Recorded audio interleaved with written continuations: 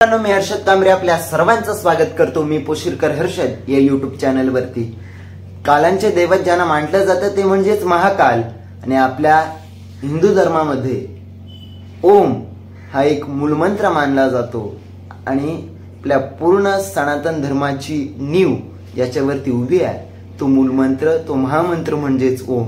आपल्या भारतामध्ये याच ओमांचं वास्तव्य जिथं आहे, नर्मदा नदीच्या किनारी वसलेलं ओंकारेश्वर आणि महाकालेश्वर, उज्जैन आणि ओंकारेश्वर या सर्व दोन्ही ज्योतिर्लिंगांची यात्रा आज आम्ही प्रस्थान करतोय आणि ही पूर्ण यात्रा ब्लॉगच्या रूपाने साठवण्याचा नक्कीच प्रयत्न करू।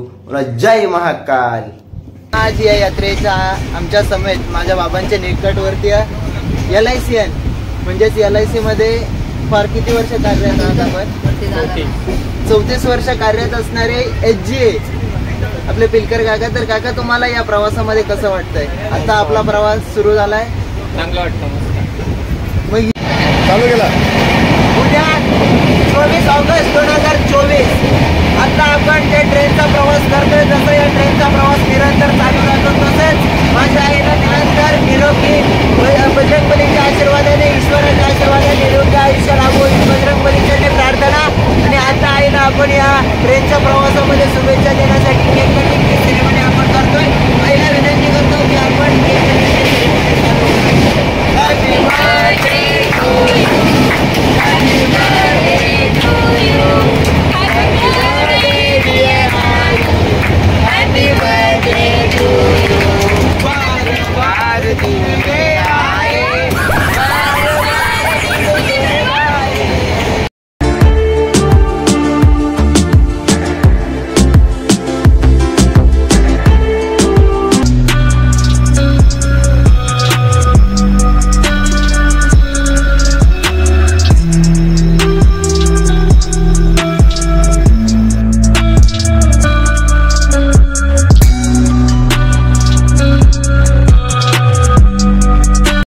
आता आपण कोणत्या स्थानकावरती आहेत? तर नक्कीच उज्जैनच्या अगोदर एक रेल्वे स्थानक आहे। रेल्वे स्टेशनचं नाव काय काका? नागदा। या स्थानकाच्या नंतर आपण उज्जैन या रेल्वे स्थानकावरती जाऊ आणि मग तिथून महाकालच्या दर्शनासाठी रवाना होऊ। पण आतापर्यंतचा रेल्वेचा प्रवास तुम्हाला कसा वाटला काका?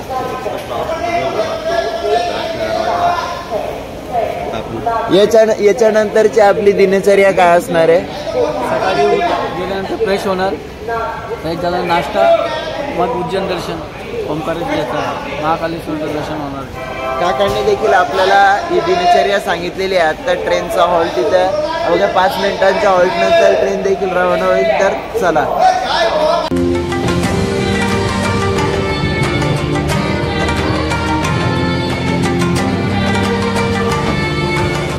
तर आता आपण उज्जैन या रेल्वे स्थानकावरती उपस्थित आहोत। काका, तर आतापर्यंतचा तुमचा प्रवास कसा झाला? एकदम छानपैकी झोप मिळाली आणि बसायला पण व्यवस्थित होतं। आणि ज्याप्रमाणे आम्ही आता उज्जैनमध्ये एंटर झालो, उज्जैनमध्ये एंटर होण्यापूर्वीचं जे निसर्गाचं सौंदर्य होतं ते देखील फार सुंदर होतं। तर आता इथे थोडीशी रेस्ट केल्यानंतर आपण उज्जैनच्या महाकालचे दर्शन घेण्यासाठी रवाना आहोत। खूप सारी लोक आमच्या समेत जोडलेली आहेत। पिलकर आहे का? तुमच्याशिवाय आपला ब्लॉग अपुरा आहे। तुम्ही काय सांगाल या भूमीवरती आल्यानंतर तुम्हाला प्रथमतः कसं वाटतंय? प्रसन्न वाटतंय। अरे पिलकर काकांचा आपण जर प्रतिसाद पाहिला तर फार प्रतिसाद या ब्लॉगसाठी आपल्याला लाभेल। तर चला पुढे भेटूया। आपला उज्जैन महाकालचा प्रवास आपल्या नेहमी स्मरणात राहावा यासाठी आपण हा ब्लॉग शूट करतोय। तर तुमचा प्रवास कसा झाला आतापर्यंतचा? रात्री थोडीशी दगदग झाली, त्याबद्दल आम्ही तुमचे क्षमस्व आहोत। पण आता यानंतरचा प्रवास आपला सुखकर होईल हीच महाकालचरणी प्रार्थना।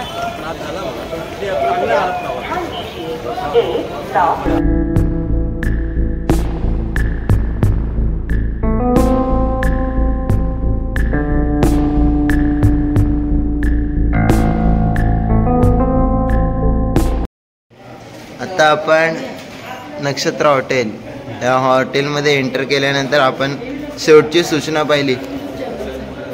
भाई सुनिए ना, ये आखिर का जो नोटिस है उसका मतलब क्या है? मुझे पढ़ के सुनाओ, पता नहीं चला मुझे। होटल के अंदर से वो जब शादियाँ होते ना, वो कॉन्सर्ट या प्रोग्राम होता ना, वो उसके लिए एक ही ढोल बजा अंदर सकते. तो एक ही बजाएंगे ना, कांच का ब्रेकडाउन हो जाते हैं। हां हां बरोबर बरोबर. अरे म्हणजे तुम्ही चात खारी का पण ती एकच खारी का असं याचा अर्थ आहे.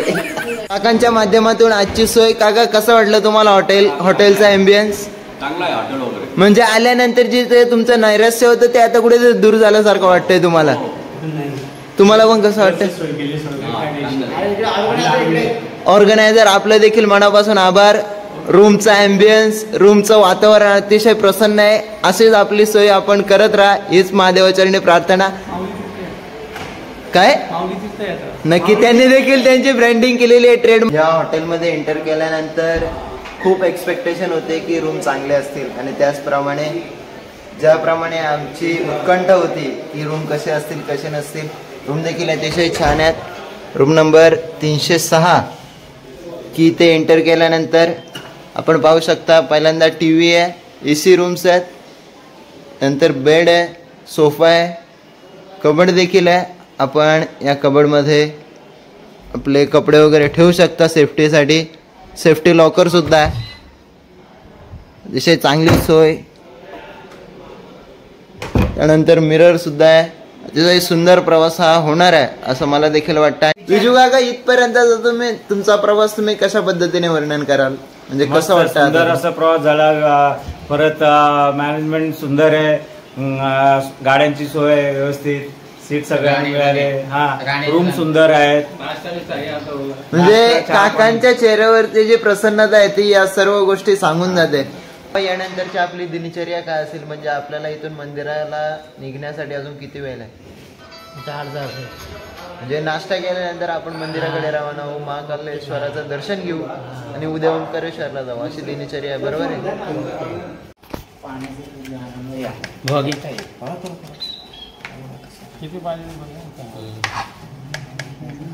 दादा पण आहे आमचा. नाश्त्यासाठी उपमा आहे. साठी केला होता 8 तास शेवटचा दिवस गोड बाबा. नक्की ज्या उत्कंठेने, ज्या महादेवाच्या दर्शनाच्या ओढीने आम्ही इथपर्यंत पोहोचलेलो. आता आपण महाकालचं दर्शन घेतल्यानंतर पुढे देखील अनेक सारे स्पॉट्स आहेत तिथे फिरू, परंतु पहिल्यांदा प्राधान्य महादेवाच्या दर्शनाला देऊन महादेवाच्या दर्शनासाठी रवाना होऊ. जय महाकाल. तर आता आपण महाकालच्या दर्शनाला चाललोय. आपल्या समेत एक काका जोडले गेलेत. आप क्या बताएंगे महाकाल के बारे में और इस परिसर के बारे में? ये महाकाल मंदिर है, 12 ज्योतिर्लिंगों में से एक ज्योतिर्लिंग है. हाँ, उस ज्योतिर्लिंग के दर्शन करने जा रहे हैं अभी. हमारा भी सौभाग्य है कि आप हमारे साथ जुड़े और हमारे महाकालच्या दर्शनाला जाण्यापूर्वी वरुणराजा देखील आमच्यावरती प्रसन्न झालेला आहे. जोरदार पाऊस देखील इथे सुरू आहे, परंतु मंदिराच्या परिसरातील हे वातावरण आणि अतिशय प्रसन्नता आपल्या सर्वांचं मन मोहून घेते. पाहू शकता आपण.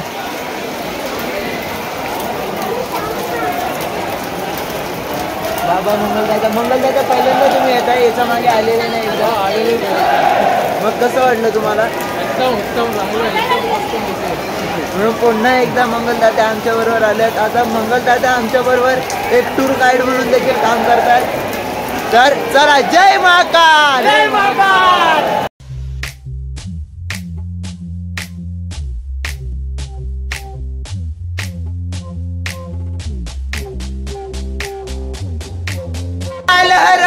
दुःखर, दारिद्र्य, रोगर, हर हर हर हर हर हर हर हर. जय महाकाल. जय महाकाल.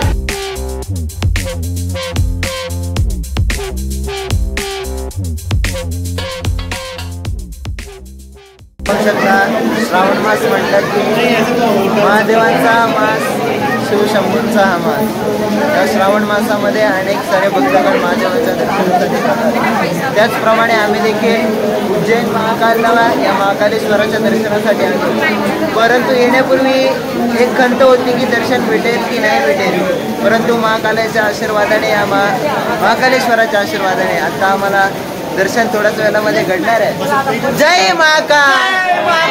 मासामध्ये महादेवाचं घडणारं दर्शन छान वाटतंय.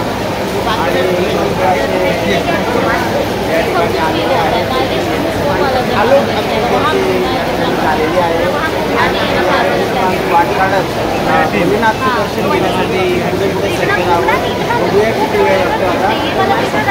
तर काकांनी सांगितलं शिव भोला चक्रवर्ती त्याचे पाय माझे चित्ती।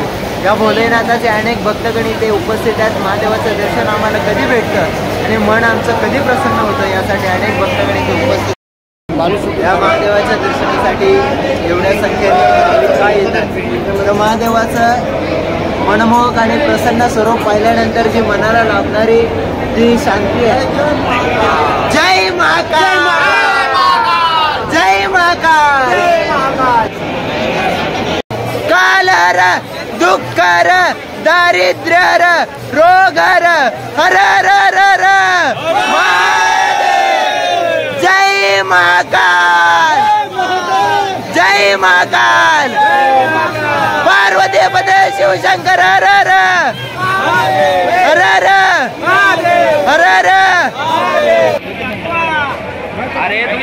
जय महाकाल, जय महाकाल, जय महाकाल। तर 1.5 तासामध्ये आपल्याला या महाकालेश्वराचं दर्शन झालं। अतिशय प्रसन्न वातावरण आणि ज्या मंदिरामध्ये पोहोचल्यानंतर जी पॉझिटिव्हिटी होती ती आपण या शब्दांमध्ये वर्णन करू शकत नाही की ज्यावेळी आपण त्या महादेवाचं तेजस्वी रूप पाहिल्यानंतर मनाला जे समाधान वाटतं।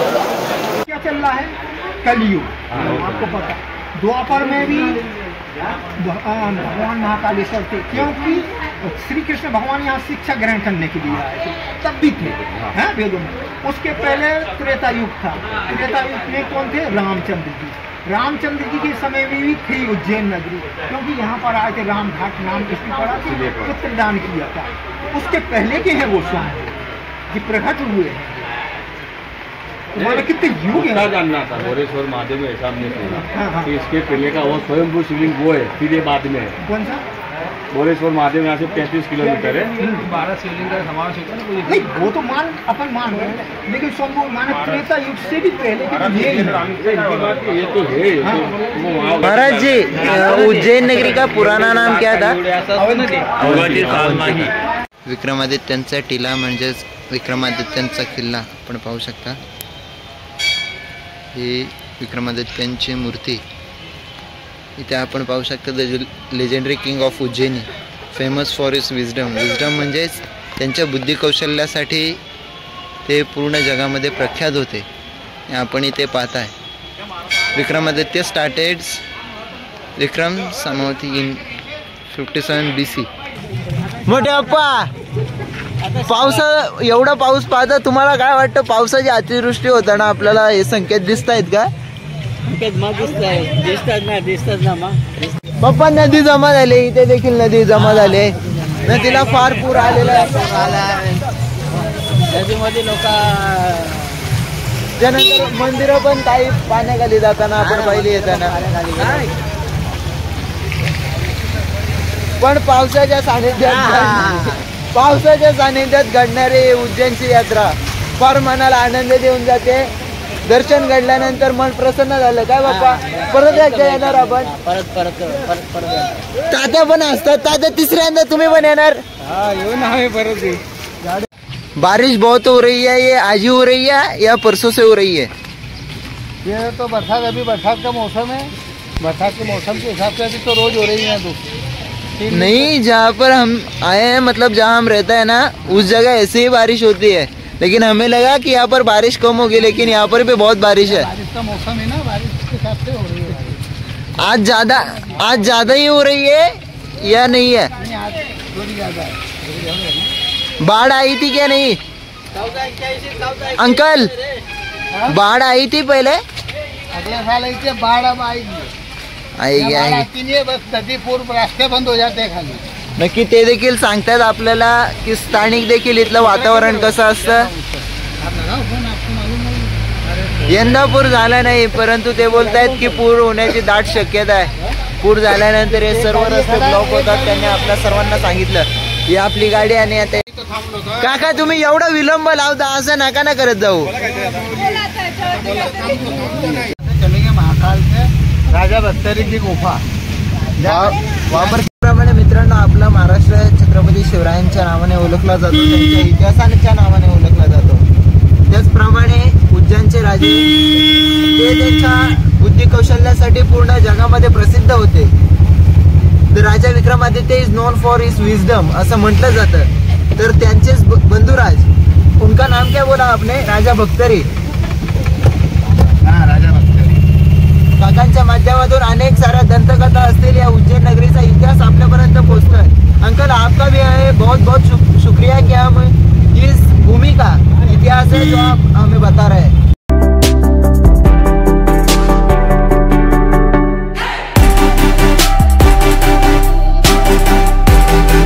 आपण तिथे चाललोय राजा भक्तरीची गुफा.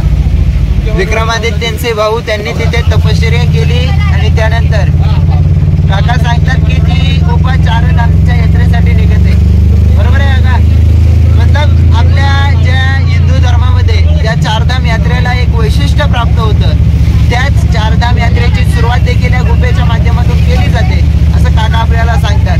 ज्याप्रमाणे आपण कोणत्या राज्यात जातो, वेगळ्या प्रांतामध्ये जातो, तेव्हा त्या प्रांताचा इतिहास, त्या राज्याचा इतिहास आपल्यापर्यंत अनेक साऱ्या स्थानिकांच्या माध्यमातून पोहोचत असतो. तर असो, आता आपण तिथे गेल्यानंतर तिथला इतिहास जाणून घेण्याचा, तिथे दर्शन घेण्याचा नक्कीच. आपण या उज्जैनची शिप्रा नदी, या शिप्रा नदीच्या बाजूलाच महाकालांचं वास्तव्य आहे. या शिप्रा नदीच्या नंतर आपण आता आलोय राजा विक्रमादित्यांचे भाऊ, त्यांनी ते तपश्चर्या केली आणि इथूनच 4 धामच्या यात्रेला सुरुवात केली जाते असं सांगितलं जातं.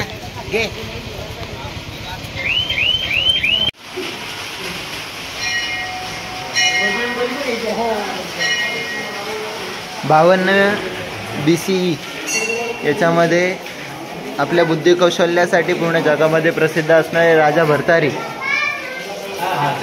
राजा विक्रमादित्यांचे भाऊ. आताच आपण महाकालेश्वराचं दर्शन घेतलं आणि महाकालेश्वराच्या दर्शनानंतर ज्या विक्रमादित्याच्या किल्ल्याचं दर्शन घेतलं आणि त्यानंतर आता आपण आलोय 52 BCE मध्ये विक्रमादित्य त्यांच्या बुद्धी कौशल्यासाठी पूर्ण जगामध्ये प्रसिद्ध होते. त्यांचे भाऊ राजा भर्तारी त्यांनी या गुफेमध्ये तपश्चर्या केली आणि ही गुफा 4 धाम यात्रेला निघली जाते असं ते सांगतात. इथले काही व्यक्ती असतील, त्यांच्या दंतकथांच्या माध्यमातून इथपर्यंत आपल्या सर्वांच्या पर्यंत पोहोचणारा इतिहास आपल्या समोर मी व्यक्त करतोय. आणि हा इतिहास खरा आहे खोटा आहे मला देखील माहिती नाही, परंतु जे इथले स्थानिक आहेत त्यांच्या माध्यमातून आमच्यापर्यंत पोहोचलेला इतिहास हा आपल्या स्वरूपात, या ब्लॉगच्या स्वरूपात आपल्यापर्यंत नक्की पोहोचवत आहे. जय महाकाल.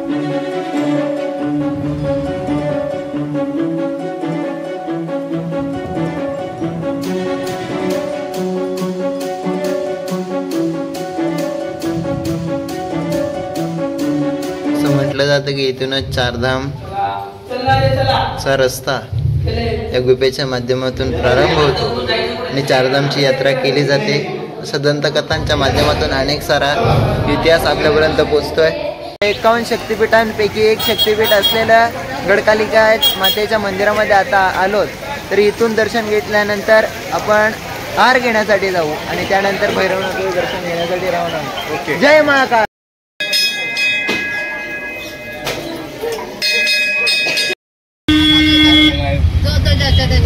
महाकाल की नगरी है.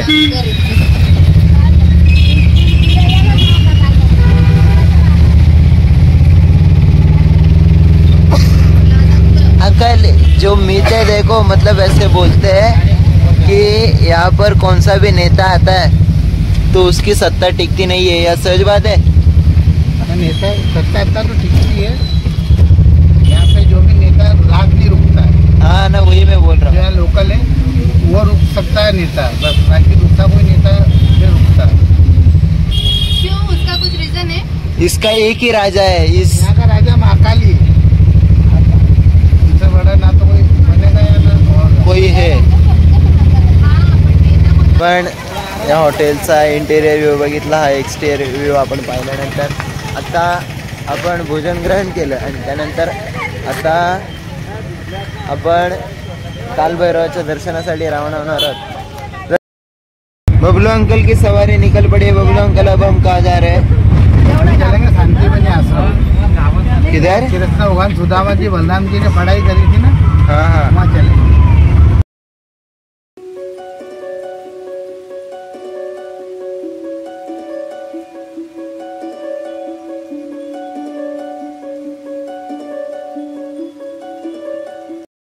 ज्यावेळी आपण गणरायाला वंदन करतो त्यावेळी आपण ऐकतो की 14 विद्या आणि 64 कळांचा अधिपती हा गणराया.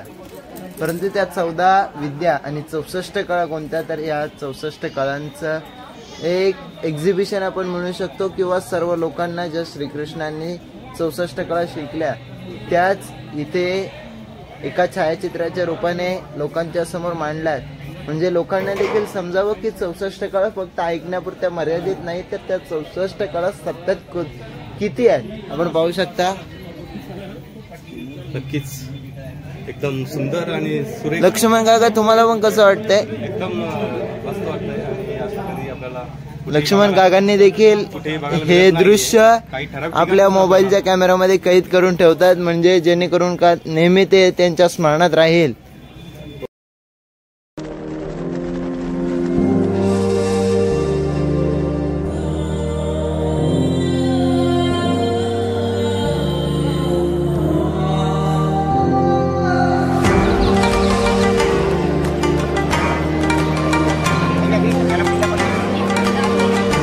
काका,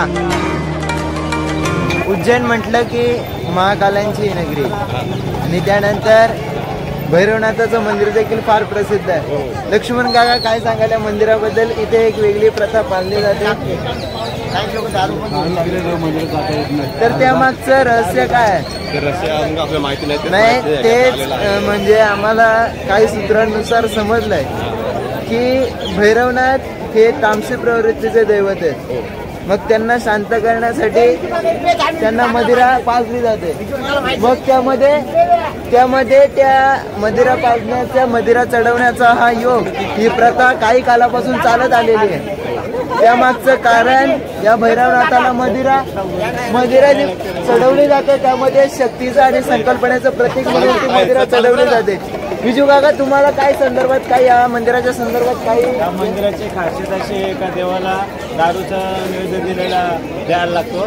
ही वर्ष परंपरा, त्यामुळे सगळे लोक दारूचं नैवेद्य नेतात. म्हणजेच नक्कीच इथे मदिरा चढवणं किंवा दारू चढवणं म्हणजेच शक्तीचं आणि संकल्पनेचं प्रतीक आहे. आणि तेच प्रतीकाचं पालन करत असताना सर्व भाविकगण इथे या कालभैरवाच्या दर्शनासाठी येत असतात. ही प्रथा चालू आहे जगात, नाही का?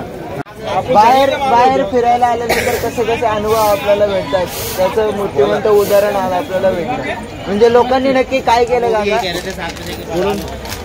देवाला पुढे दारू न देता आली तर पाठीमागून दारू. म्हणजे लोकांची पण वागण्याची हद्द असते. म्हणजे त्यांचा जो भाव असेल, त्यांची श्रद्धा असेल, त्यांनी जी त्यांची मदिरा आहे ती देवाला अर्पण केली. अशा बहुसंख्येने भक्तगण इथे येतात, या कालभैरवाचं दर्शन घेतात. इथला महिमा देखील आगाध आहे. आम्ही देखील इथे दर्शन घेतलं आणि आता आम्ही हॉटेलकडे रवाना होतो. तर चला, जय महाकाल. नवनीत भाई, तुम्हाला आता कसं वाटतंय? दादा देखील आमच्याबरोबर आलेला आहे. मला खूप आनंद झाला का उज्जैनामध्ये येऊन. खूप दिवसाची इच्छा होती तर दादा मला चांगलं वाटतं. म्हणजे दादाला एकंदरीत असंच म्हणायचं आहे की महाकालांची नगरी, आणि इथे महाकालांचं वास्तव्य आहे. इथला एकच राजा, तो म्हणजेच महाकाल.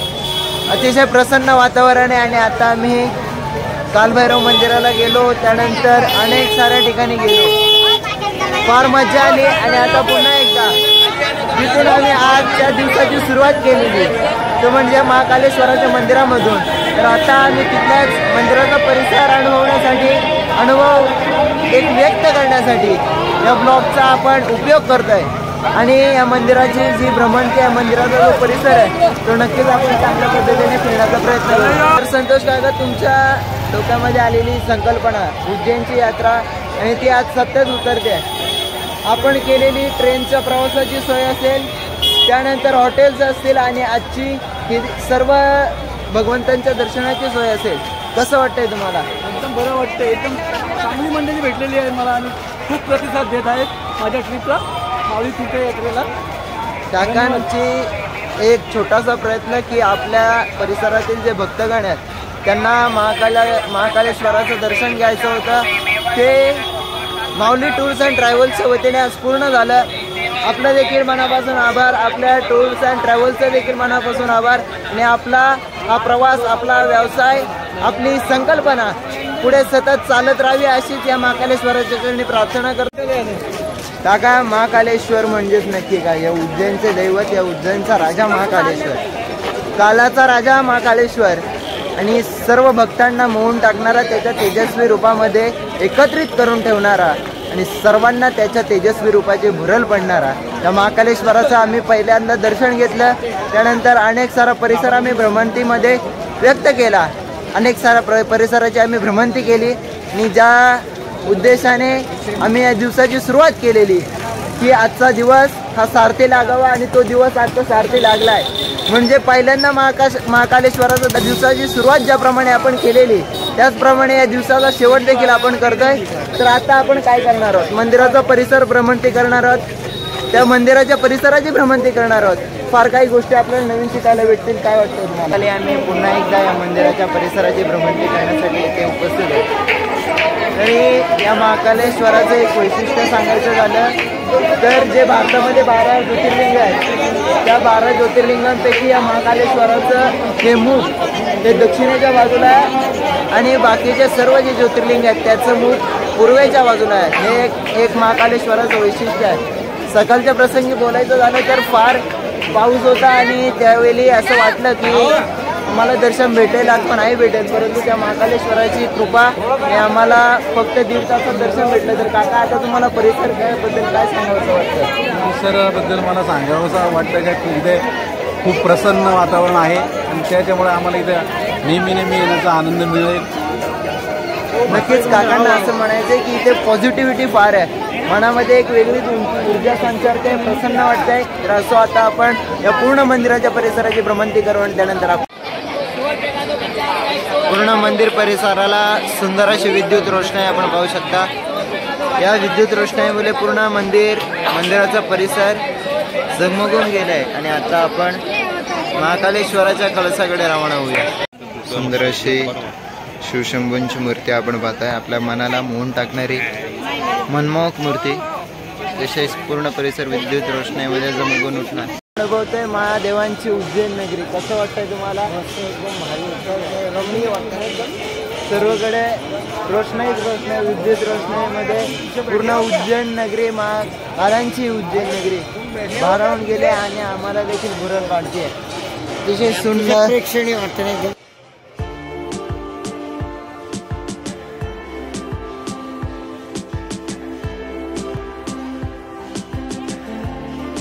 ईश्वराची आरती चालू आहे.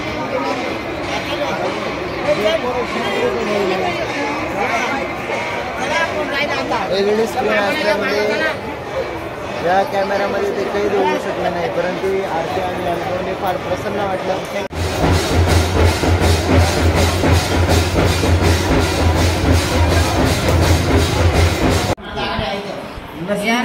गुड्डी बाई, कसं आहे जेवण? बरोबर या दोघींचं उपवासाचं आपण काय करायला पाहिजे? कसं आवडलं का तुम्हाला जेवण? एक नंबर.